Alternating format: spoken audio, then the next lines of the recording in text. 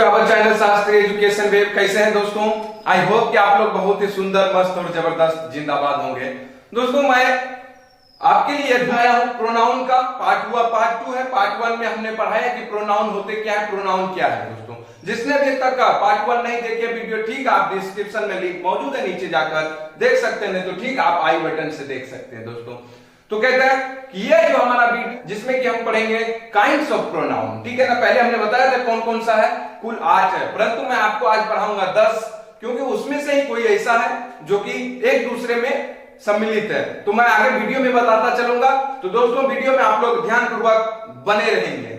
चलते हम लोग डिस्ट्रीब्यूटिव प्रोनाउन। डिस्ट्रीब्यूटिव प्रोनाउन किसे कहते हैं और क्या होता है? डिस्ट्रीब्यूटिव कहने का मतलब आप छोड़ देंगे, इधर भी नहीं देखेंगे, इधर भी नहीं देखेंगे, देखना है डिस्ट्रीब्यूटिव प्रोनाउन। डिस्ट्रीब्यूटिव प्रोनाउन कहने का मतलब ये होता है कि वितरणवाचक सर्वनाम, ठीक है ना।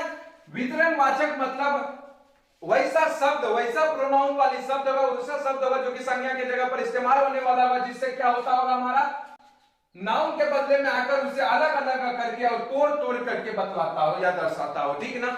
शब्द एक ही रहेगा लेकिन सभी को अलग अलग करके वर्णन करता हुआ किसी ना किसी सेंटेंस में। कोई भी ऐसा सेंटेंस है, ठीक ना। अब आपके पास एक सेंटेंस आ जाता है, कहेंगे कि ईच बॉय इज इंटेलिजेंट। कहने का मतलब वहां अगर आप अकेले रहेंगे तो क्या कहेंगे? You are intelligent. परंतु दो व्यक्ति रहेगा तो यू टू आर। लेकिन आप पूरे के पूरे क्लास के, अगर आपके प्रिंसिपल सर आते हैं और कहते हैं कि पूरे पूरे क्लास में क्या कहेंगे कि ईच बॉय आर इंटेलिजेंट, तो वो गलत हो जाएगी। ईच बॉय इज इंटेलिजेंट, क्योंकि ईच लगने से प्रत्येक का अलग अलग बोध होता होगा, वो सिंगुलर फॉर्म में आ जाता है, इसलिए उसे ईच का प्रयोग करते हैं। फॉर एग्जांपल आपके पास आता है, देखिए ईच बॉय इज इंटेलिजेंट। मेरे कहने का मतलब ये है हमारा दोस्तों, ईच कहने का मतलब प्रत्येक। प्रत्येक लड़का क्या है ना हमारा, तेज है, इंटेलिजेंट है, वो तेज है, दिमाग का तेज है, होशियार है, चालाक है। आइदर कहने का मतलब है दोस्तों दोनों में से कोई एक। ईच कहने का मतलब है कि दोनों में से कौन चालाक है। आइदर कहने का मतलब दोनों में से कोई एक। अगर आपके साथ दोनों मित्र हैं, ठीक ना, दो मित्र एक साथ जा रहे हैं, घूम रहे हैं, बोलेंगे कि दोनों में से कोई ना कोई एक चोर है, ठीक है ना दोस्तों। कहेंगे कि आइदर दोनों में से एक और चोर है। ये हमारा किसी न किसी रूप से एक व्यक्ति का ही, स्थान का ही बोध कराता होगा, एक वस्तु का ही बोध कराता हो, इसलिए इस सभी चीज को डिस्ट्रीब्यूटिव प्रोनाउन कहते हैं, ठीक है ना। एक और एग्जांपल आपके पास मैं लेकर आता हूं, सुंदर सा एग्जांपल दोस्तों। Either you can take this book, ठीक है दोस्तों। ध्यानपूर्वक देखेंगे कि ईच बॉय इज इंटेलिजेंट, ठीक। मैंने आपको इससे पहले बता रहा था डिस्ट्रीब्यूटिव प्रोनाउन, लेकिन ये एग्जांपल ध्यानपूर्वक देखेंगे तो ये क्या है हमारा, ईच बॉय। कहने का मतलब हमारे प्रोनाउन के ठीक बाद अगर कोई सा भी नाउन प्रयोग हो रहा है तो ये एडजेक्टिव की भूमिका में आ जाएगा, एडजेक्टिव हो जाएगा। इसलिए मैं फिर से आपको एक दूसरा एग्जांपल देके बताना चाह रहा हूं। Either you can take this book, कहने का मतलब तुम दोनों में से कोई एक किताब ले सकती हो, ठीक है ना। कोई एक किताब रखा हुआ है, कहने के दोनों में से कोई एक लेके आ जाना है, ठीक है ना। आई होप यहां तक आपको बिल्कुल, ये छोटी सी बात है, ईच आइदर नाइदर, इसलिए मैं आपको ये बतला रहा हूं, ठीक है ना दोस्तों। नेक्स्ट टाइप हमारे पास आता है रेसिप्रोकल प्रोनाउन, ठीक है ना। रेसिप्रोकल प्रोनाउन क्या होता है, मैं ठीक आपको यहीं पर बता देता हूं। रेसिप्रोकल प्रोनाउन छोटा सा है और काफी आसान भी है, ठीक है। मैं आपको दिखाता हूं रेसिप्रोकल। देखिए दोस्तों कि क्या कहते हैं, रेसिप्रोकल कहने का मतलब परस्पर वाचक सर्वनाम कहते हैं इसको, जो कि एक की जगह पर दूसरा व्यक्त है, लेकिन मीनिंग दोनों का सेम ही है। कहने का मतलब ईच अदर, एक दूसरे में से, ठीक है ना। वन अनदर कहने का मतलब एक दूसरे में, ईच अदर भी एक दूसरे, वन अनदर भी कहने का मतलब एक दूसरे से। फॉर एग्जांपल आपके पास हमने लिख भी रखा है कि दे लव ईच अदर और वन अनदर, ठीक है ना। ध्यानपूर्वक देखेंगे कि दे लव ईच अदर, ये नहीं है, ये दूसरा हमारा डिस्ट्रीब्यूटिव है, बट यहां से हम लोग यहां से यहां ध्यानपूर्वक देखें, ठीक है ना। रेसिप्रोकल प्रोनाउन परस्पर वाचक सर्वनाम कहते हैं इसको, डिस्ट्रीब्यूटिव को हम लोग वितरणवाचक सर्वनाम कहते हैं। परंतु यहाँ पे हम दूसरा टाइप पर है रेसिप्रोकल, ये काफी छोटा है, दो एग्जांपल मात्र, इसलिए हमने इसी बात प्रकार बता दिया। ईच अदर और वन अनदर जब भी किसी सेंटेंस में, जब भी किसी वाक्य में प्रयोग किया हुआ मिलेगा, उसको हम क्या समझेंगे, ये रेसिप्रोकल प्रोनाउन है। आई होप यहां तक आपको बिल्कुल समझ में आएगा। नेक्स्ट अब हम लोग चलते हैं दूसरे काइंड्स की ओर। ध्यानपूर्वक देखेंगे दोस्तों, अंत तक देखेंगे, क्योंकि जब तक पूरा वीडियो देखेंगे नहीं तो समझेंगे कैसे, समझेंगे नहीं तो पढ़ेंगे कैसे, इसीलिए दोस्तों, ठीक है। नेक्स्ट अब हम लोग चलते हैं दूसरे टाइप की ओर, ठीक है दोस्तों। Relative pronoun. रिलेटिव प्रोनाउन कहने का मतलब यह होता है कि मतलब यह है कि संबंध, संबंध वैसे शब्द हैं जो कि संज्ञा की जगह पर इस्तेमाल होते हैं और क्या करता है, वो किसी न किसी दो का संबंध जोड़ता है। अब किस रूप में संबंध जोड़ता है, सबसे पहले मैं आपको ऐसे शब्द से मिलाता हूं, उसके बाद मैं आपको एक सेंटेंस में प्रयोग करके आपको बतलाता हूं, ठीक है ना दोस्तों।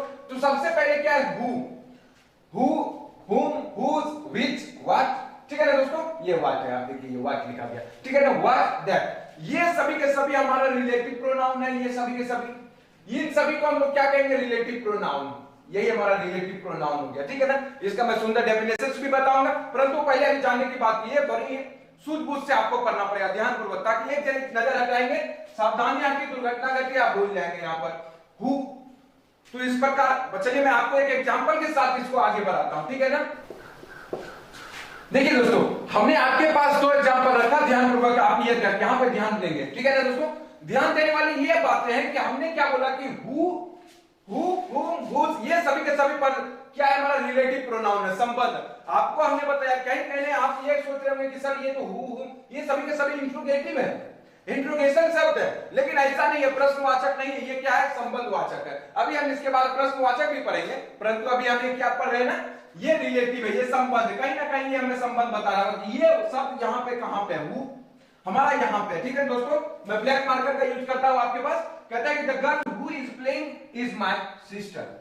ध्यान देखेंगे, ये वैसे शब्द होते हैं, रिलेटिव प्रोनाउन वैसे शब्द है जो अपने से ठीक पहले नाउन का, जो ठीक अपने से पहले नाउन का आने वाले शब्द से, आने वाले नाउन या प्रोनाउन शब्द से वो रिलेट करता है, संबंध जोड़ता है, ठीक है ना, रिलेशन, संबंध। आप ध्यानपूर्वक माइंड को खोल लेंगे, यहीं पर देखेंगे ये शब्द, ये जो रिलेटिव प्रोनाउन के ऐसे शब्द होते हैं जो अपने से पहले नाउन को किसी ना किसी रूप से आगे, अपने से आगे आने वाले ऑब्जेक्ट या नाउन से इसे जोड़ता है। तो क्या कहेंगे, the girl who is playing is my sister. एक तरह के लिए फुल स्टॉप की तरह आपको रुकना पड़ेगा यहां पे। कहता है the girl who is playing is my sister. Who मतलब कौन होता है, ठीक है ना, और यहां पर हम जो भी लगा सकते हैं, ठीक है ना, जो भी लगा सकते हैं, कौन, जो, एक तरह के बाद द गर्ल, वो लड़की जो खेल रही है वो मेरा बहन है, ठीक है ना। The girl who is playing, कहने मतलब द गर्ल और is playing is my sister में कहीं ना कहीं इससे जोड़ रहा है, जिसके कारण हमको ये बार बार नहीं लिखना पड़ेगा, और ये हु कहने से आपको ये पता चल जाएगा इसी लड़की के बारे में बात हो रही है कि वो हमारे सिस्टर है, खेल भी रही है यही लड़की, सिस्टर भी है यही लड़की। एक तरह के आपको हमने बताया कि प्रोनाउन वो शब्द संज्ञा के स्थान पर प्रयोग होता है, ठीक है ना, संज्ञा के स्थान पर प्रयोग हो रही है, ऊपर से इसी का एक तरह से विशेषता यहाँ पे दो रूप में बताया जा रहा है, ठीक है ना दोस्तों। आई होप यहाँ तक समझ में आएगा। आपके पास नेक्स्ट एग्जांपल देखिए क्या कहता है, यहाँ पे बोर्ड पे ध्यान देंगे, बिल्कुल कहीं नहीं ध्यान देंगे, यहाँ देखिए, take anything that you like, ये शब्द दैट, यहाँ पे देख सकते हैं दैट हमने बताया, ये हमारा रिलेटिव प्रोनाउन है, ठीक है ना। रिलेटिव प्रोनाउन दैट कहने का मतलब हुआ टेक एनीथिंग, कहने मतलब कुछ ले लो, जो, एक तरह से हिंदी में याद रखेंगे, जो जहां पे लग जाएगा ना, जहां पर भी शब्द जोड़ने की भूमिका निभा रही है, दैट, क्या कहेंगे, यहां तो लेने भी बोल रहा है, लेकिन क्या बोल रहा है ना, जो तुमको पसंद है ले लो, जो तुमको पसंद है। ये जो शब्द है दैट, जो कि हमको जो बोलता है, हिंदी प्रयोग नहीं करते इंग्लिश में, लेकिन हिंदी में तो हम लोग जानते हैं ना, बोलते हैं ना, जिससे समझ जाए वही सबसे सरल भाषा कहलाता है।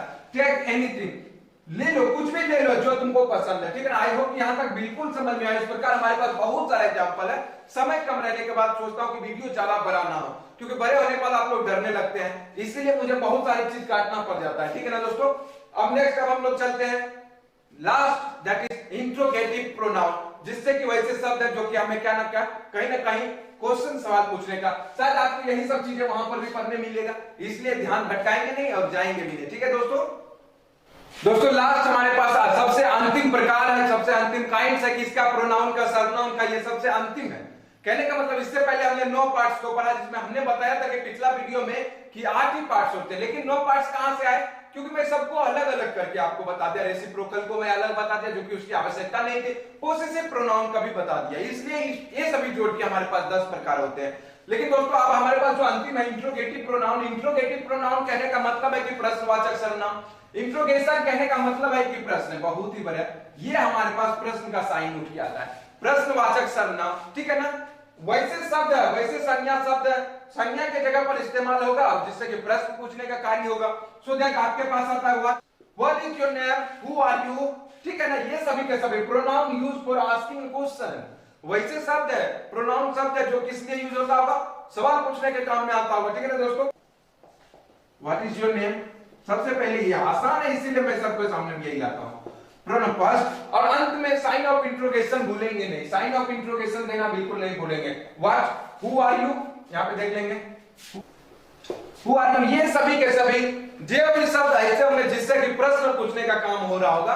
फिर दोस्तों यही सब शब्द अगर सेंटेंस के बीच में आ जाए, वो कभी कभी क्या करते हैं ना, साइन ऑफ इंट्रोगेशन हटा के वो क्या करते हैं, रिलेटिव प्रोनाउन की भूमिका निभाते हैं। इसलिए आई होप कि आप लोग बिल्कुल